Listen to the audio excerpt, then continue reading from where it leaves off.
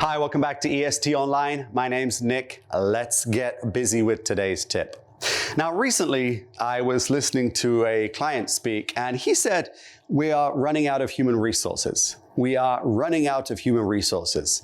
And in my brain, I thought, okay, I understand, but it sounds a little strange. So I had to think about it. What does run out of something mean? Well, technically, running out of something means we have a limited supply and we consume it. So that's the key part. We consume it. Human resources are not really something that we consume. It's not like ink in the printer. It's not like gasoline in your car. It's not like money in your bank account. We run out of money. We run out of gasoline. We run out of ink.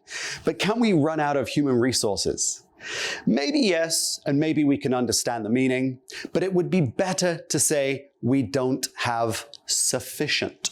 Sufficient. Really, it means the same as enough. We don't have enough, but sufficient is much more professional.